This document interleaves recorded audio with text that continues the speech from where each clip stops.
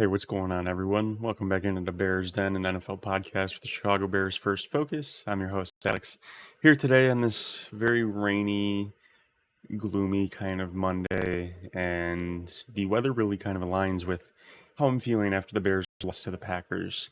Um, it's a tale as old as time. Sometimes things just remain true, and the Bears versus the Packers has remained true my entire life. It's always the same. Um, whether the general manager is different, whether the head coach is different, whether the quarterback is different, the games always seem to play out eerily similar. Green Bay always completes a really big pass late in the game where you wonder how the guy got that open and how he's running for 60 yards. There's a couple calls that aren't being made by the refs where you're wondering if you're playing Green Bay and the officials. Um, and the Bears always find the way to beat themselves. And that's really what I'm going to focus on today, because while I do think the officials were terrible yesterday, I'm not going to make this about the officials. The officials were bad on both sides. There was a DeAndre Swift false start, I think it was in the fourth quarter, that was not called, where it was like it could not have been any more obvious. So I'm not going to sit here and say that the officials were one-sided. I will say that the officials were bad, but I think it was bad on both sides, and it sucks. That sucks having that in a rivalry game, right? The game should be officiated fairly on both sides, and I'm not going to sit here and try and act like the Bears were, officiated harder than Green Bay. That's not what I'm trying to argue. The officials were not great yesterday on both sides. There were a couple no calls. There were a couple calls where it's like should that really be called on both sides? So that aspect sucked, right? But I want to talk about what I've been talking about the past few weeks. And yesterday after the game, I got into it with my entire fantasy group chat. My fantasy football league. Yeah, I was basically a one-man army. They were, I was going after them for their opinion, and they were kind of coming after me for mine, and I was alone. And what I was arguing with them about was Matt Eberflus punting the ball up 5 with 5 minutes left. When I saw them sending out Torrey Taylor, my heart kind of dropped. I knew that that was the wrong decision in the moment. When the ball is nearly at midfield, I think they were, like on their own 45 or whatever. I don't know the exact yardage, but they were close enough to midfield. When you're up at midfield, up 5 points with 5 minutes left, your offense has been efficient all day. They've been efficient on third down. They were 100% on fourth down. You're up 5 at home against your biggest rival. You're 4-6. You're on a losing streak. You need to snap the losing streak. And you're on a 10-game losing streak to this team, this head coach, and you've lost to this quarterback twice already. You need to go win the game. And the Bears were in control. They had the ball. They were up 5. They had the chance to go in the game. Matt Eberflus should have gone for it. And I said that before they punted the ball in my group chat, and I said it online on my Twitter, that I think punting's the wrong decision here. They should have gone for it. They should be going for it. Because you don't give the ball to Green Bay and then let them control their own destiny. Because the defense yesterday against Green Bay was the weakness of the Bears. It had been the weakness the entire day. Jordan Love and the Packers marched down the field the entire day. Now, one of the drives, Jordan Love overthrew a guy, really poor throw, and it got picked. I wouldn't necessarily say that was the Bears' defense forcing that pick. There was some pressure on that play, but that was more so of a Jordan Love miscue, a Jordan Love error that caused that interception. And it bailed the Bears out on a drive where the Bears had made the stop previously in the drive, but then they jumped off sides on a fake fourth down where the Packers were lining up to just get them to jump. So it bailed them out on that. And then later in the game, the Bears did make a stop. They tackled Jordan Love at the 1. And so, one stop on the day, really, that they caused themselves. The rest was more so, Green Bay going down the field, scoring. Green Bay scored on the open drive, went right down the field, and so on and so forth. The defense was getting chunked all day. But Matt Eberflus wanted to take the ball out of the efficient part of the team, the offense, and put it in the hands of the inefficient part of the team of the day, the defense. And we saw what happened. Green Bay hit a huge 60-yard play to Christian Watson, a big coverage breakdown, and they went and they scored, and they took the lead. When you are up 5 at home against your division rival, or against any rival, or really against any team, the good coaches in the league go for it. Dan Campbell would have gone for it. I would like to think Matt LaFleur would have gone for it. Andy Reid would have gone for it. And Sean McDermott would go for it.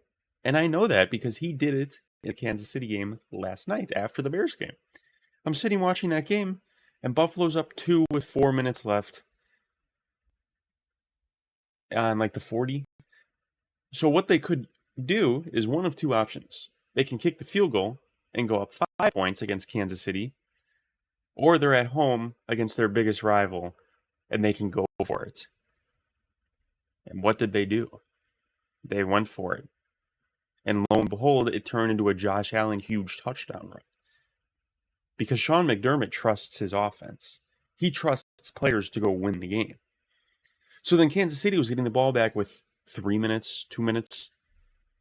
And they're down 9 points now instead of being down 5 points. Coaching matters. So even then, after all that, Green Bay scores, the Bears have 2 minutes to go get it done. They do it. Caleb Williams does it. Gets sacked in the first 2 plays. It's 3rd and 19, and all of Chicago, I'm like, oh man, this ain't looking good. On the run dart to Rome Odunze makes it 4th and 3.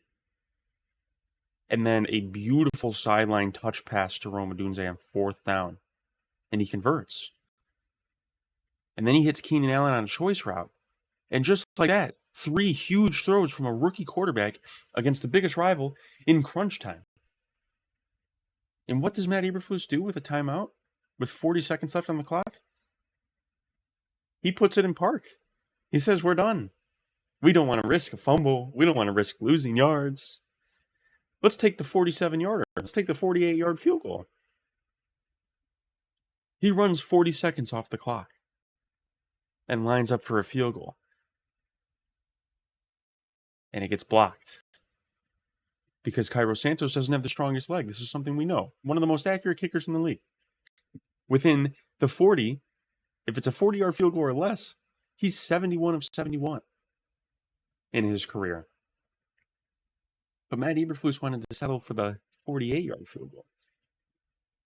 Instead of taking the 40 seconds and running a play, another play, maybe even 3 plays at a time, maybe scoring a touchdown, maybe DJ Moore breaks a tackle, maybe DeAndre Swift breaks a tackle, who knows? He'd rather just run the clock out and go for the field goal, which is never guaranteed anyways. So Matt Eberflus lost the Bears this game yesterday, and no one can tell me otherwise. Caleb Williams did his part. And it reminds me of Mark Trestman in 2013 in overtime, kicking the ball in overtime on 2nd down. They didn't do that. They didn't win. Or it reminds me of a game I was at in 2019 when the Bears were playing the Chargers. And Matt Nagy ran the final minute off the clock because the Bears were in field goal range for Eddie Pinheiro. And instead of getting closer, he didn't want to risk a fumble or going backwards. And Eddie Pinheiro missed the game-winning kick. I was at that game. You see, this is what it's like being a Bears fan. You have to watch scared head coaches coach your football team. Matt Eberflus is scared. He doesn't play to win. He plays to not lose. He really thought that he could punt the ball back to Green Bay and trust his defense, the same defense that has been giving up huge plays all day, that they could get a stop instead of going with the offense that has had the hot hand the entire day. Another coaching scenario proved to be correct in the Sunday night game last night in Cincinnati, and ironically, the Chargers, Jim Harbaugh, the coach the Bears could have had this offseason. The Chargers got into field goal range with 40-ish seconds left. And instead of just running the clock out and kicking the field goal to win the game, Harbaugh kept running the ball. And Gus Edwards broke a run and scored a touchdown because of it. Okay? Think about that. That could have been our head coach. And then what happens at the end of the game? Cincinnati's in position to throw a Hail Mary. We've seen this before this year here in Chicago. Before the Hail Mary happens, Jim Harbaugh uses his final timeout to coach up his players, remind them what they need to do, give them a breather. And then what do they call on the Hail Mary on defense? They send 6 guys. So Burrow has to get the ball out quick. Receivers are barely downfield. And the Chargers bat it down and win the game. Because Jim Harbaugh is an actual good NFL coach. He is one of the better NFL coaches in the league. And Matt Eberflus is one of the worst coaches of all time. Now, there's no doubt in my mind he's a solid defensive coach. But this guy is not a head coach. And Ryan Poles, as far as I'm concerned, has now tied his hands to this as well. He's going down with the ship. Because you had a chance to start fresh this past offseason. When the Bears went into Lambeau Field and scored 9 points, I was at that game.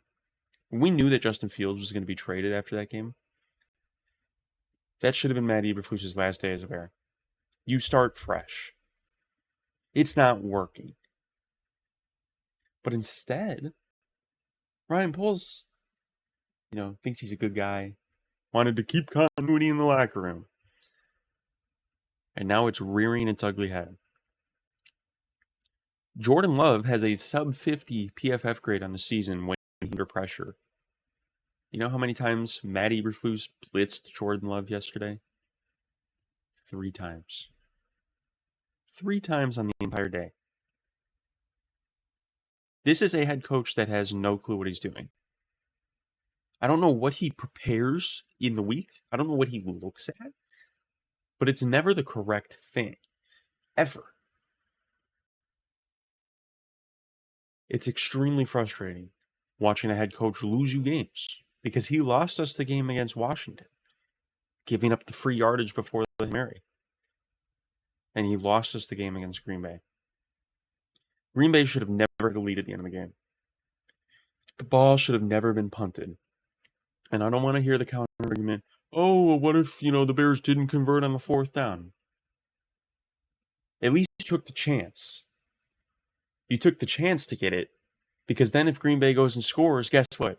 That's the same thing that happened by punting the ball. Except when you punt the ball, you don't even take the chance to convert it. You just concede possession to them. And say, okay, Green Bay, go beat us. And guess what? That's what they do. So I'm tired of Matt Eberflus. I think he's a terrible head coach. And it sucks that the Bears have this stupid tradition of not firing the head coach mid-season. But, things that I feel good about after the game. Thomas Brown, welcome to Chicago. It was incredibly nice to watch an offensive coordinator call plays that benefit his offense, that benefit his personnel. An offensive line that's been struggling saw play calls yesterday that moved the pocket, that got the ball out quick, that got easy completions to our best players. Matt Eberflus said it yesterday. They asked him after the game, why do you think the offense was more efficient today? And his answer was because we went in with a game plan of getting the ball to the playmakers. So if that was the game plan yesterday, what has been the game plan the rest of the year? Clearly, it hasn't been getting the ball in the hands of the playmakers because Cole Kmet went how many weeks without a catch? It's asinine. It's insane. But Thomas Brown, very efficient. Caleb Williams, as far as I'm concerned, outplayed Jordan Love yesterday. And it feels so good and so comforting knowing that against our biggest rival, in the biggest moments, with the game on the line, our quarterback can get it done. Because over the past few years, we've seen quarterbacks piss down their leg when it's time to go make a clutch play. We saw it with how many times with Justin Fields. Fumble, throw a pick late game, get sacked a bunch. Caleb has led 2 game-winning drives this year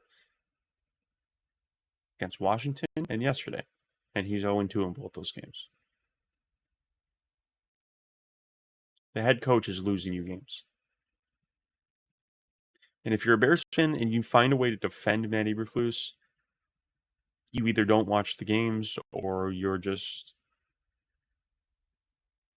fine with mediocrity. You're just so used to a losing standard here that you're fine with it. I will give Ryan Poles credit for signing DeAndre Swift in the offseason. That has been a huge home run of a signing. We haven't had an explosive running back like him since Tariq Cohen. And you need an explosive running back with a quarterback like Caleb Williams. Rome Odunze came alive yesterday. 2 huge catches on the final drive, proving that he has it in him as well to make big plays in the big moments. The roster's there. The pieces are there. You have an all-pro cornerback, maybe the best cornerback in the league, in Jalen Johnson.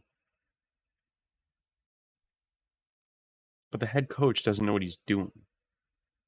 So you lose because of that. The Bears would be the 6th seed right now in the NFC playoffs if they won Washington and if they won Green Bay. But instead they're sitting at 4 and 6 and they're the 12th seed. So as far as I'm concerned for the rest of the season, unless this is the new offense and Matt Eberflus can get his head out of his ass and clean up the defense again, and the Bears now go on a run, which they can beat Minnesota, and the Bears can beat Detroit. They beat them last year. Jared Goff always turns into a terrible quarterback against the Bears for some reason. So it's possible. But I think it's unlikely that the Bears make the playoffs. So I just want to see Caleb Williams continue to develop. He needs 174 passing yards to beat the rookie passing yard record in a single season. So that'll be cool. I want to see him develop. And there's part of me inside that feels like Matt Eberflus isn't going to get fired this year. That he's going to be back next year. And I hope I'm wrong. God, I hope I'm wrong. Because this guy is in over his head. It's a terrible loss. Green Bay didn't win the game. That's not fair of me to say. Green Bay won the game. They had the drive late. They took the lead. They blocked the field goal. Penalty or not on the field goal. Shouldn't have ever come down to that. So props to Green Bay. I think they're one of the worst 7-3 teams of all time. They've won their last 3 games by a combined 6 points, but I'm a distraught, tired, exhausted Bears fan, so there's some bias there for sure. But we'll move on to next week. Minnesota, 8-2 Minnesota. We'll see. But we'll just have to suffer through the rest of this Matt Eberflus season and hope that it doesn't ruin Caleb Williams. But it sounds like Caleb's doing just fine after the game. It's his birthday today. Happy birthday, Caleb. And that's it. Let me know what you guys think down below. What are your thoughts and reactions to the game? Who do you place the blame on? Is it special teams at the end? Is it Matt Eberflus? Is it the offense for not getting enough done? Let me know. I'd be really curious to hear. I'm seeing a lot of different opinions online. And yeah, as always, I appreciate you guys tuning in and listening. Like, comment, subscribe really helps me with the channel. And I will see you guys in tomorrow's video. Have a good one. Peace.